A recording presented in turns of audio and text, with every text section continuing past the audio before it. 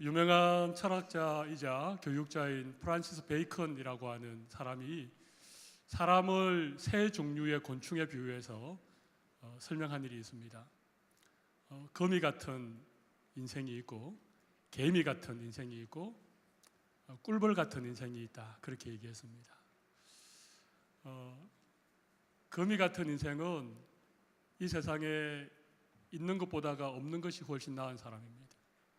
다른 사람에게 해악을 끼치고 다른 사람을 자기의 먹잇감 정도로 생각하며 사는 이런 인생이 있다는 것입니다. 개미 같은 인생은 있어도 되고 없어도 괜찮은 그런 사람이 있다는 것이죠. 열심히 일하지만, 겨울을 대비해서 열심히 먹이를 모으지만 결국 자기를 위해서 열심히 살아가는 그런 종류의 사람들을 개미 같은 인생이다, 그렇게 말했습니다. 여러분, 예수 믿는 우리는 어떤 인생이 되어야 되겠습니까? 꿀벌 같은 인생이죠.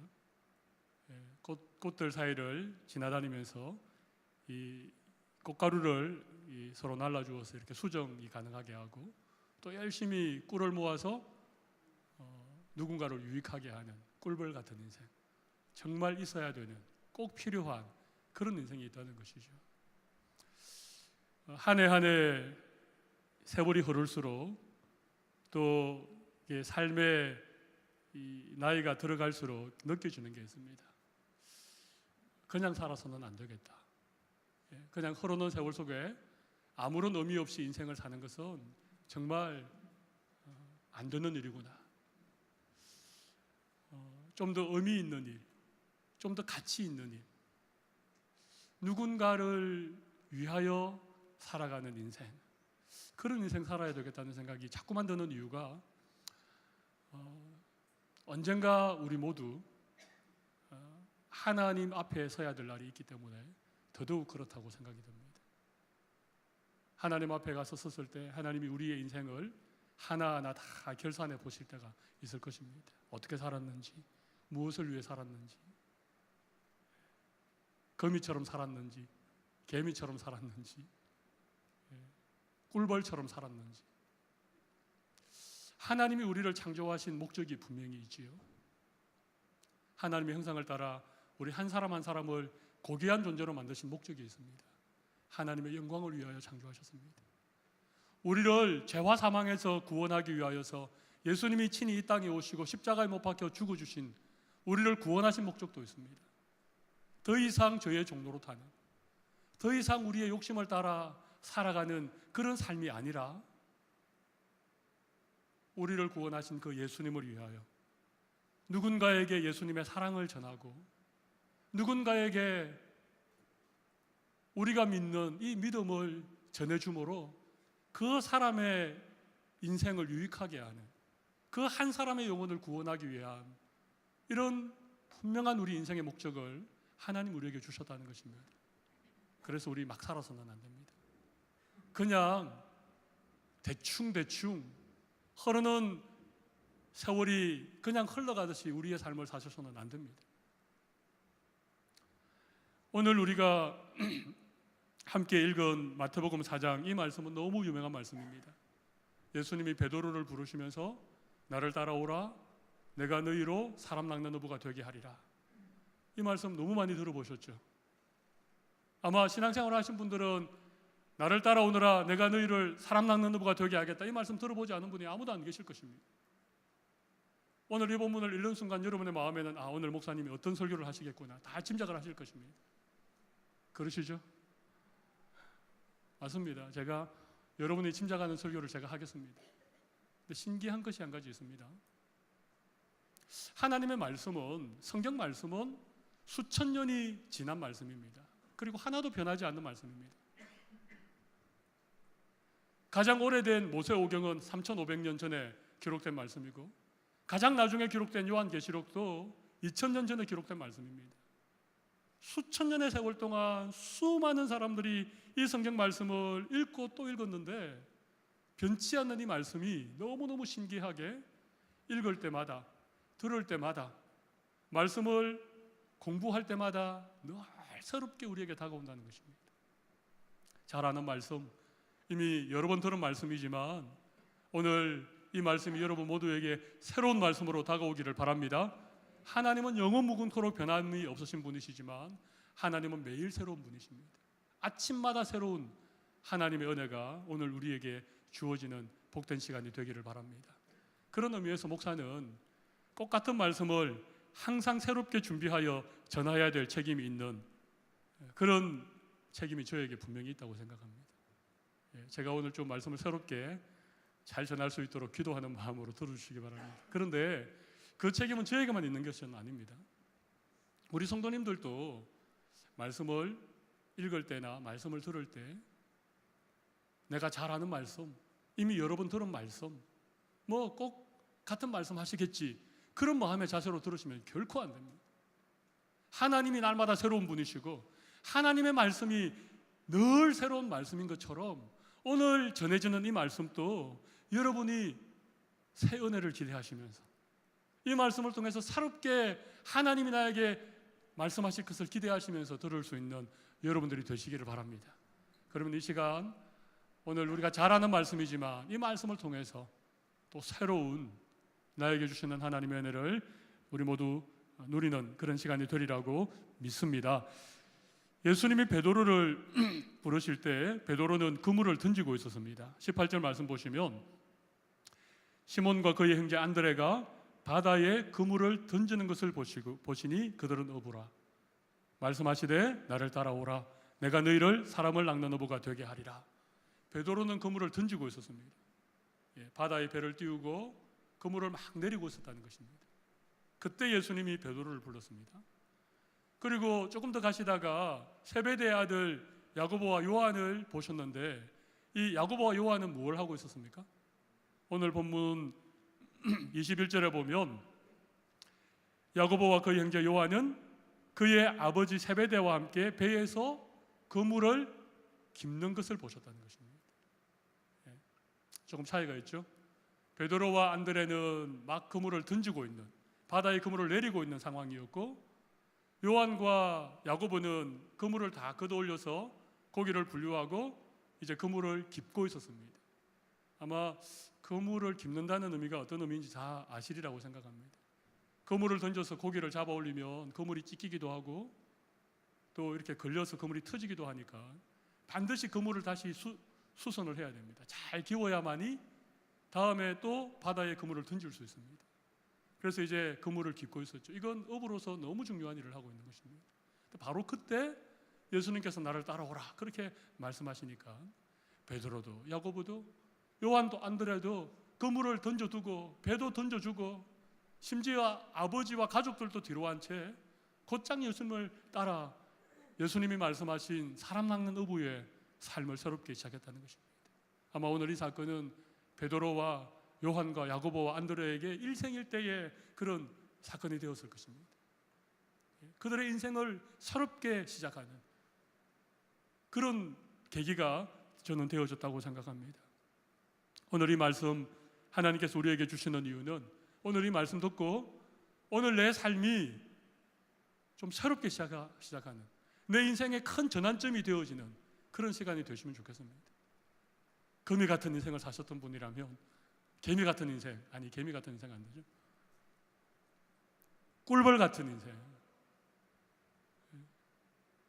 사람 낚는 어부.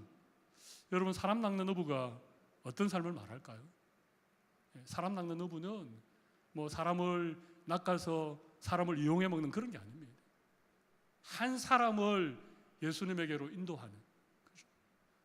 낙심해 있고 인생에 지쳐 있고 삶의 의미를 모른 채 그냥 살아가고 있는 우리 주위에 있는 한 영혼 한 영혼을 우리가 찾아가서 그들에게 말씀을 가르치고 복음을 전하고 그들의 상한 마음을 치유하여서 그들을 예수님에게로 인도하여서 사람을 구원하는 영혼을 구원하는 그런 삶을 하나님 우리에게 살아가라고 오늘 이 말씀을 우리에게 주시는 것입니다.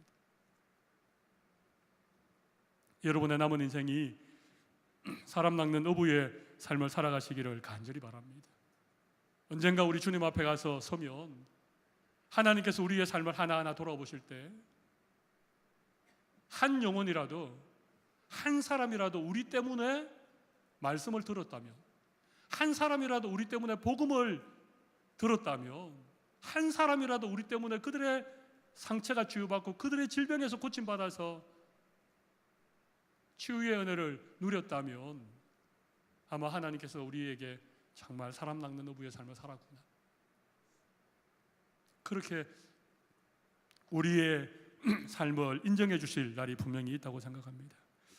오늘 저는 여러분들이 예수님을 따라 사람 낚는 어부의 삶을 살아가기 위하여 우리에게 꼭 필요한 몇 가지 말씀을 나누도록 하겠습니다. 오늘 말씀 잘 들으시고 오늘 이후 여러분의 삶에도 인생의 새날이 열릴 수 있는, 사람 낚는 어부의 삶을 새롭게 시작할 수 있는 그런 여러분들이 다 되시기를 바랍니다. 첫 번째는 우리 첫 번째 주제를 한번 보실까요? 우리 예수님의 부르심에 순종해야 한다는 것입니다. 우리 같이 한번 읽어볼까요? 부르심에 순종해야 합니다. 그렇습니다. 예수님이 우리를 부르실 때 우리가 순종해야 한다는 것입니다. 예수님은 계속해서 우리를 부르시고 있는데 우리는 계속해서 그 부르심 앞에 순종하지 않기 때문에 여전히 사람 낚는 어부가 아니라 고기 낚는 어부의 삶을 살아가고 있는 것입니다. 근데 우리 순종할 때 꼭 기억해야 될 것이 두 가지가 있습니다. 하나는 적극적으로 순종해야 된다는 것과 또 하나는 조건 없는 순종을 해야 된다는 것입니다. 우리 오늘 본문 20절과 22절에 보면 그들이 곧 그물을 버려두고 예수를 따르니라, 곧이라는 말이 나오죠. 22절에도 나옵니다. 22절도 보십시오. 그들이 곧 배와 아버지를 버려두고 예수를 따랐다는 것입니다. 베드로도 야고보도 예수님이 불렀을 때 지체하지 아니하고 적극적으로 순종했다는 것입니다. 곧 순종했다는 것입니다. 여러분, 순종은 적극적으로 하셔야 됩니다. 예수님의 어떤 말씀을 들었을 때 우리 마음에 곧 순종하는 것이 순종입니다. 순종을 미루면 순종을 할 수 있겠습니까? 없겠습니까? 순종을 미루어서 순종할 가능성보다는 순종을 미루면 순종하지 않을 가능성이 훨씬 많습니다. 우리는 이렇게 얘기하죠. 지금 제가 그물을 던졌는데 아니 던진 그물을 좀 끌어올리기라도 하고 나서 주님을 따르겠습니다, 이렇게 얘기하는 게 정상 아니겠습니까? 베드로는 그물을 던져놓고 주님 부르시니까 그물을 그냥 버려두고 곧 주님을 따른 거예요. 그물을 깁다가 주님 부르시니까 아니 이거 깁는 거 마주 좀 기워놓고 그렇게 따르겠습니다, 그렇게 할 수 있는데 그렇지 않고 그물 깁던 것을 버려두고 주님을 따랐다는 것입니다. 적극적인 순종입니다. 예수님 우리에게 무언가 말씀하실 때 우리는 늘 그렇게 해야죠. 지금 제가 하던 일이 너무 바쁘기 때문에, 지금 제가 아이들을 좀 돌봐야 되는 일이 더 중요하기 때문에, 제가 지금은 주님 말씀 순종할 수 없지만 제가 조금 형편이 나아지면, 제가 조금 바쁜 일이 끝나면 그때는 제가 꼭 주님 말씀 순종하겠습니다. 근데 여러분, 그 바쁜 일이 평생 갑니다. 그죠? 언제 우리가 안 바쁠 때가 있었습니까? 언제 우리가 주님 따를 만큼 한가한 적이 있었습니까?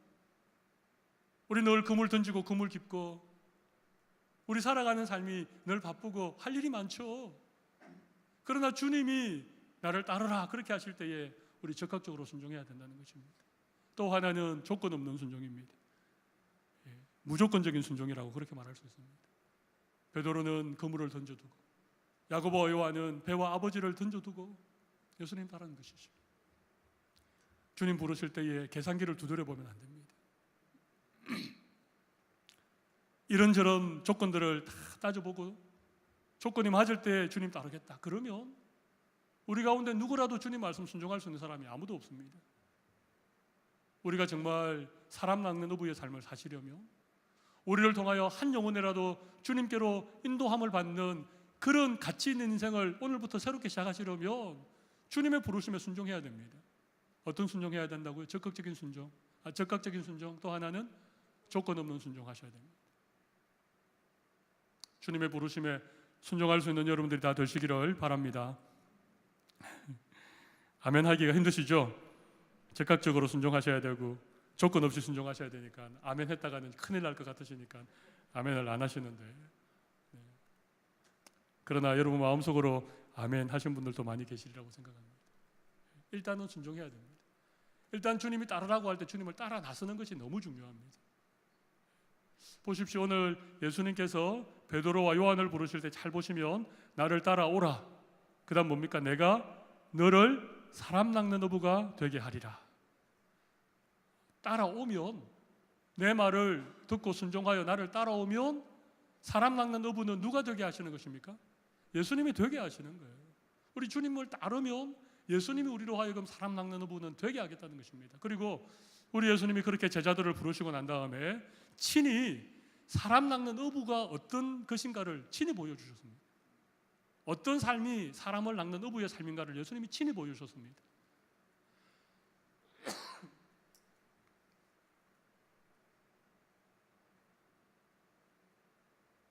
우리 오늘 이어서 나오는 본문 23절 이하를 보십시오.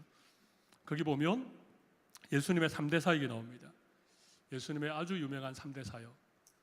예수께서 온 갈릴리에 두루 다니사 그들의 회당에서 어떻게 하셨다고요? 가르치시며, 티칭이죠. 천국 복음을 전파하시며, 이건 프리칭입니다. 또 세 번째는 뭡니까? 백성중의 모든 병과 모든 약한 것을 고치시니, 힐링이죠. 티칭, 가르치셨다. 또 프리칭, 전파하셨다. 또 힐링, 고치셨다. 이것을 예수님의 3대 사역이라고 합니다. 예수님의 3대 사역이 뭐라고요? 티칭, 프리칭, 힐링. 이거는 꼭 기억하시면 좋겠습니다. 예수님이 가르치시고, 예수님이 천국 복음을 전파하시고, 모든 병든 것과 약한 자들을 치료해 주시는 이 고치시는 사역을 통해서 많은 사람들이 예수님을 따랐습니다. 우리 오늘 본문 25절에 보면 수많은 무리가 예수님을 따랐다, 그렇게 말씀하고 있죠. 우리 예수님이 정말 사람 낚는 어부가 무엇인지, 어떻게 사람들에게 복음을 전하고, 어떻게 사람들에게 말씀을 가르쳐서 그 사람들이 예수님을 따르는 그런 사람이 되게 할 것인가에 대한 그 본을 예수님이 친히 보여주신 거예요. 여러분, 우리가 사람 낚는 어부, 예수님의 제자의 삶을 살아가려면 예수님의 이 본을 우리가 본받고 예수님으로부터 우리가 배워야 됩니다. 예수님의 가르치시는 사역, 예수님의 전파하는 사역, 예수님의 고치시는 이 힐링 사역을 우리가 배워야 된다는 것입니다. 우리의 삶에도 이런 예수님의 삶의 모습들이 나타날 때 우리를 통하여 많은 사람들이 주님께로 돌아오는, 정말 사람을 낚는 어부가 될 수 있다는 것입니다. 근데 제가 한 가지 여러분에게 여쭈어보겠습니다. 우리가 어떻게 가르치면 될까요? 어떻게 천국 복음을 전파할 수 있겠습니까? 오케이, 가르치고 천국 복음을 전파하는 것까지는 우리도 할 수 있다고 생각합시다. 근데 우리가 어떻게 사람들을 치료하겠습니까? 모든 병든 자들, 모든 약한 자들, 귀신 들린 자들, 간질병 앓는 자들, 중풍병 걸린 자들을 우리가 어떻게 고치겠습니까? 예수님처럼 고칠 수 있습니까? 많은 사람들이 예수님의 이 3대 사역, 이 사역은 교회의 3대 사명이기도 하고 예수 믿는 우리 모두의 사명이기도 합니다. 예수님의 3대 사역을 그저 흉내내려고 많이 노력을 합니다. 예수님이 보이신 그 어떤 행위나 예수님의 어떤 행동을 자꾸 따라하려고 노력하는데, 예수님에게 우리가 배워야 될 것은 예수님의 가르치시는 어떤 모습, 예수님이 막 능력 있게 복음을 전파하는 어떤 그런 행위, 예수님이 사람들을 고치는 그런 능력, 그런 것들을 배우라는 얘기가 아닙니다. 굉장히 중요한 얘기를 제가 지금 드리겠습니다. 우리가 예수님에게서 배워야 하는 것은 예수님의 드러난 어떤 모습이 아니라 예수님의 마음입니다. 예수님께서 그렇게 하시는 그 예수님의 마음의 동기가 무엇인가를 우리가 배워야 한다는 것입니다. 예수님은 하나님의 아들이셨죠. 예수님은 나이가 12살밖에 안 됐는데 부모님들과 함께 예루살렘 성전에 올라가셔서 그 성전의 기라성 같은 그 당시의 율법 학자들, 랍비들, 그들과 더불어 율법에 대해서 토론을 하셨습니다. 12살밖에 안 되는데, 어디서 정식적으로 교육을 받은 것도 아닌데 왜 그럴까요? 예수님은 하나님이시기 때문에 그렇게 하실 수 있는 것이죠. 우리와 똑같은 인간이지만 예수님에게는 신적 권능을 가지신 분이기 때문에 그렇게 할 수 있는 거죠. 예수님이 천국 복음을 전파하실 때에 수많은 사람들이 그 복음 앞에 굴복하고 나온 이유는요, 우리 예수님만큼 복음에 대해서 잘 아시는 분이 누가 계십니까? 우리 예수님이 천국을 친히 만드신 분이신데, 우리 예수님이 하나님의 말씀에 순종해서 이 땅에 오셔서 십자가에 못 박혀 죽으신 분이신데, 예수님이 전하는 복음만큼 분명한 복음이 어디에 있겠습니까? 그러니까 예수님의 복음을 듣고 사람들이 다 주님께로 돌아왔죠. 우리 예수님이 병자들을 고치시는 것은요, 예수님이 하나님이시기 때문에 가능한 것입니다. 말씀 한마디만 하면 귀신들이 쫓겨나고, 그들 머리 위에 안수해 주시면 그들의 오래된 그 불치병들이 고침받는 것은요, 예수님이 하나님이신 권능을 가지신 분이기 때문에 그렇습니다. 그런데 우리는 그게 없습니다. 우리는 예수님만큼 가르칠 수도 없고, 예수님만큼 복음을 강력하게 전할 수도 없고, 또 더군다나 병든 자들을 고칠 만한 능력이 우리에게는 없습니다. 그런데 우리가 어떻게 사람 낚는 어부가 될 수 있습니까? 저는 말씀 준비하면서 제 마음에 새롭게 깨달은 부분이 바로 이 부분입니다. 제가 오늘 여러분에게 말씀을 준비하면서 하나님이 저에게 새롭게 깨닫게 하신 부분이 바로 이 부분입니다.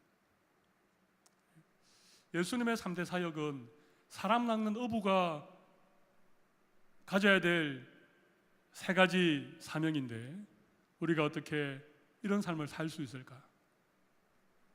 제가 지금 말씀을 드리겠습니다. 제가 뜸을 너무 많이 들였죠, 그죠? 좀 빨리 말씀해 드리면 좋을 텐데 계속 제가 뜸을 들이는 이유가 있습니다. 네. 우리가 정말 가르치는 자, 또 복음을 전파하는 자, 또 사람들을 치유하는 그런 사람이 되려면요, 잘 배워야 됩니다. 예수님에게 배워야 됩니다. 가르치시려면 우리 열심히 배우는 자가 되어야 됩니다.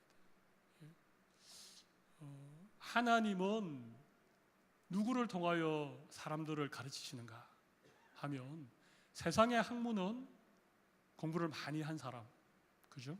학식이 뛰어난 사람, 뭐 공식적인 학위를 가진 사람, 이런 사람을 통하여 세상 학문은 가르치지만, 여러분, 하나님의 말씀은 그렇게 가르치는 것이 아닙니다. 내가 말씀을 많이 안다고? 내가 교회에서 선생이라고? 내가 신학교를 나와서 목회자라고? 그 자격으로 말씀을 가르치는 것이 아니라, 여러분, 하나님의 말씀은 말씀을 열심히 배우는 자를 통하여 가르쳐 주십니다. 내가 먼저 말씀을 진지하게 듣고 열심히 말씀을 배우고, 배운 말씀대로 그 말씀을 따라 살아가려고 하는 그런 사람들, 말씀을 배우는 자를 통하여 하나님은 누군가를 가르치기를 원한다는 것입니다. 그래서 우리는 가르치는 자가 되기 위해서 가장 먼저 해야 될 일이 뭐라고요? 말씀을 열심히 배워야 됩니다. 말씀 배우는 일에 열심을 내셔야 됩니다. 말씀을 열심히 읽고, 말씀을 열심히 듣고, 말씀을 묵상하고, 말씀 연구하고, 말씀 배우는 일에 열심을 내셔야 됩니다. 우리가 말씀을 열심히 배우지 않는데 무엇을 가지고 사람들에게 하나님 말씀을 가르치겠습니까? 여러분의 어떤 알량한 성경 지식을 가지고 가르치겠습니까? 그럴 수 없는 것입니다. 저는 2가지를 배워야 된다고 생각합니다. 하나는, 여러분의 전공에 대해서는 정말 최선을 다하여 공부하십시오. 의사가 되시려는 분은 의학에 대해서는 최고의 실력을 가지셔야 됩니다. 약학을 전공해서 약사가 되시려는 분들은요, 약에 대해서는요, 여러분이 최고의 전문가가 되셔야 되는 거예요. 그렇지 않겠습니까? 빌더가 되려면 거기에 대한 모든 것들을 우리가 배워야 되는 거죠. 법을 공부하는 사람은 법에 대해서는 정말 피나는 노력을 통해서 최선을 다해서 내가 전공하는 부분에 대해서는 최고가 되어야 됩니다. 배우는 사람이 결국은 누구를 가르칠 수 있죠. 또 한 가지는 하나님의 말씀을 잘 배워야 됩니다. 제가 앞서도 계속 말씀드린 것처럼 하나님 말씀을 우리가 잘 배우는 사람이 아니면 결코 누군가를 말씀을 가르쳐서 그들의 영혼을 구하는 사람 낚는 어부의 삶을 우리는 살아갈 수 없습니다. 가르치는 자는 잘 배우는 자입니다. 전파하는, 프리칭, 전파하는 것은 무엇일까요? 이건요, 우리에게 복음에 대한 분명한 확신이 있어야 되는 것입니다. 나의 믿음이 확고할 때 내가 믿는 바를 전하는 것이죠. 내가 누구에게 복음을 전하는데 나의 믿음도 흔들린다면 내가 전하는 복음이 어떻게 그 사람에게 전해지겠습니까? 그러니까 여기 전파한다는 이 말, 프리칭이라고 하는 이 말에 있어서 가장 중요한 것은 내가 하나님을 분명히 믿는 것입니다. 내가 복음에 대해서 흔들리지 않는 확신을 가지는 것, 이것이야말로 나로 하여금 전파하는 삶을 살게 한다는 것입니다. 여러분이 왜 누구에겐가 복음을 전하지 못하십니까? 왜 누구에겐가 하나님 나라에 대해서 분명하게 얘기하지 못하십니까? 내가 그 복음에 대한 확신이 없기 때문에 그렇습니다. 내 구원에 대해서도, 장차갈 천국에 대해서도, 하나님이 살아계셔서 나와 함께 하시고 날마다 나를 은혜 가운데 인도하신다라고 하는 이 하나님에 대한 우리의 분명한 믿음이 없기 때문에, 또 한 걸음 더 나아가면 그와 같은 믿음의 체험이, 분명한 내 삶의 경험이 없기 때문에 우리는 전하지 못하는 거예요. 전하더라도 확신이 없습니다. 그죠? 그래서 우리는 예수 믿으면 구원받습니다. 예수 믿고 하나님의 자녀가 되면 하나님께서 우리를 얼마나 사랑하시는지 모릅니다. 우리에게는 영원한 생명이 있고 천국의 소망이 있습니다. 이렇게 여러분이 자신 있게 말하지 못하는 이유는 여러분에게 그만한 믿음도 없고 여러분의 삶에서 경험하는 놀라운 천국의 그 복음의 은혜가 우리에게 없기 때문에 그렇습니다. 그래서 우리는 겨우 이렇게 얘기합니다. 교회 한번 가볼래? 우리 교회 참 좋은데. 그렇게밖에 얘기 못하는 것입니다. 예수님은 회개하라 천국이 가까워 왔느니라. 예수님은 천국 복음을 전하셨습니다. 복음의 진수를 전하셨습니다. 우리가 예수님처럼 그렇게 전파할 수는 없지만 적어도 우리가 전파하는 삶을 통하여 누군가를 주님께로 돌아오게 하는 사람 낚는 어부의 삶을 살려면 우리는 분명한 믿음의 자리에 서야 됩니다. 여러분 기도하십시오. 하나님 내 믿음을 굳건하게 해주십시오. 나에게 성령 체험을 허락하여 주십시오. 하나님이 살아계신 것을 내 삶에서 날마다 경험하는 은혜를 주십시오. 그렇게 간절히 기도하십시오. 그것이야말로 우리로 하여금 사람 낚는 어부의 삶을 살게 하는 중요한 요인이 된다는 것입니다.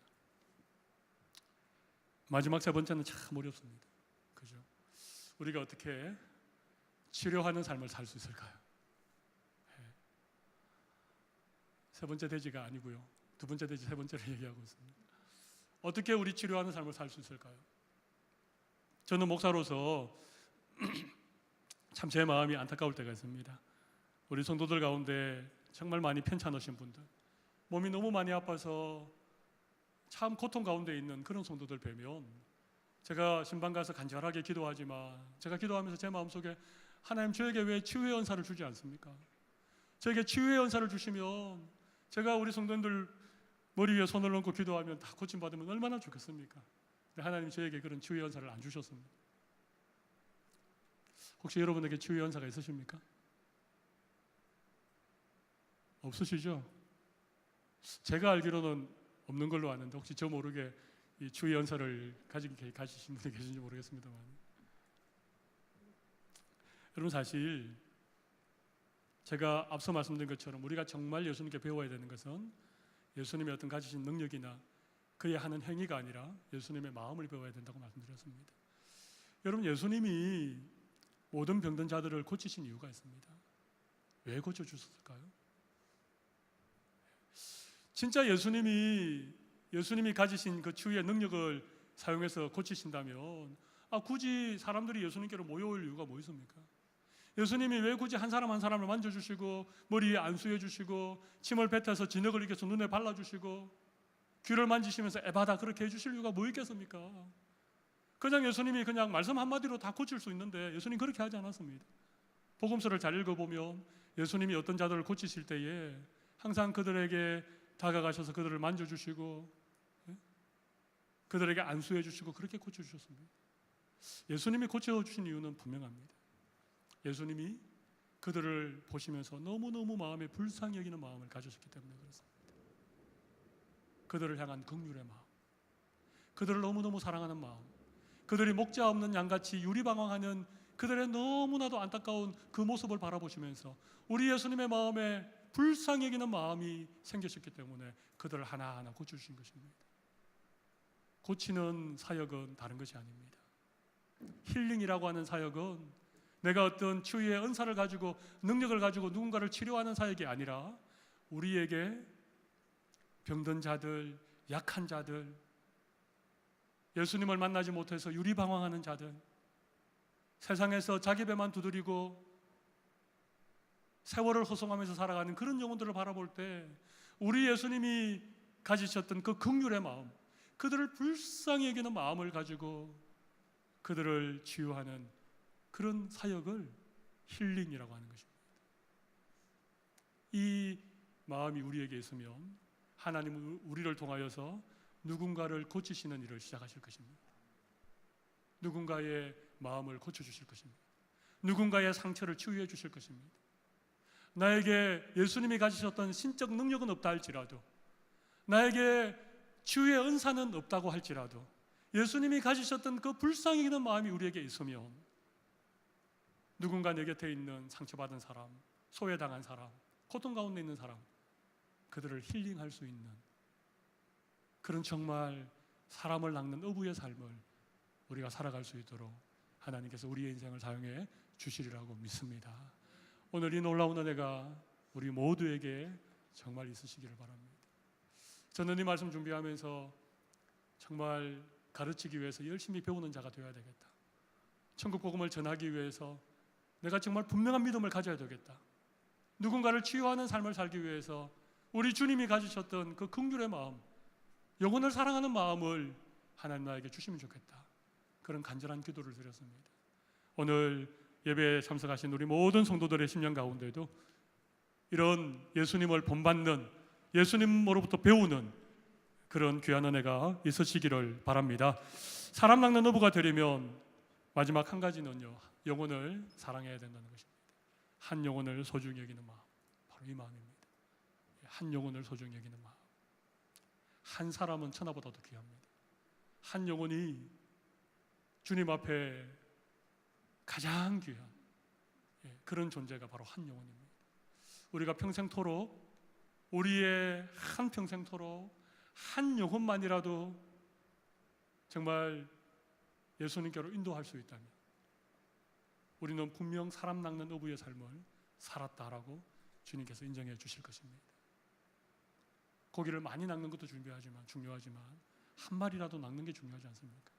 한 영혼, 한 영혼을 위하여서, 우리가 그 영혼을 위하여서 우리가 정말 열심히 배워서 함께 말씀을 가르치고 내가 믿는 분명한 복음을 그에게 전하고 그 영혼을 위하여 정말 기도하고 그 영혼을 정말 가슴에 품고 우리가 그 영혼을 힐링할 때 하나님 우리를 통하여서 한 사람이 주님께로 돌아오는 그런 복된 인생 살아가게 되리라고 믿습니다. 올해는 우리 교회가 전도 대상자들을 좀 가슴에 품고 태신자를 위하여 기도하고 우리 한 10월, 11월 우리 추수감사절을 전후해서 우리가 가슴에 품고 기도한 그런 사람들을 교회로 좀 인도하는 그런 전도 프로그램을 준비를 하려고 합니다. 이제 얼마 지나고 나면 또 그런 계획을 교회가 여러분에게 말씀을 드리겠지만 오늘 이 말씀을 들은 이 시간부터 여러분의 마음에 한 영혼을 품을 수 있으면 좋겠습니다. 한 영혼을 품는 순간부터 우리는 사람 낚는 어부의 삶을 시작하게 되는 것입니다.